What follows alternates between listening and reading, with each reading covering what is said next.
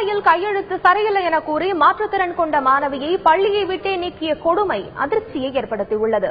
கோவை காந்திபுரம் 5வது வீதியில் அரசு உதவி பெறும் புனித மரியன்னை உயர்நிலைப் பள்ளியில் அதே பகுதியைச் சேர்ந்த பிரியா என்ற மாணவி படித்து வந்துள்ளார். செர்பல் பால்சி என்ற குறைபாட்டால் பாதிக்கப்பட்ட அந்த மாணவியின் கையெழுத்து சரியில்லை என கூறி ஆசிரியர்கள் கடந்த ஆண்டு அவரை பள்ளியில் இருந்து நீக்கிவிட்டனர். ஆனால் தன்னை மீண்டும் பள்ளியில் சேர்க்க கோரி அந்த மாணவி மாவட்ட ஆட்சியர் அர்ச்சனா பட்நாயக்கிடம் மனு அளித்துள்ளார். புனித மரியன்னை உயர்நிலை பள்ளியில் படிக்கிறேன். நான் 8வது முடிந்த படித்தேன், 9ஆம் வகுப்பு. இல்லை 8வது முடிந்த படித்தேன், 1வதுலேருந்து 8வது முடிந்த படித்தேன். அங்கேருந்து கையெழுத்து சரியில்லைன்னு சொல்கிறாங்க. அதுக்கு நடவடிக்கை இருக்குன்னு தான் இங்கே வந்திருக்கு. மேற்கொண்டு என்ன படிக்கலாம்? கம்ப்யூட்டர் சயின்ஸ் படிக்கணும்.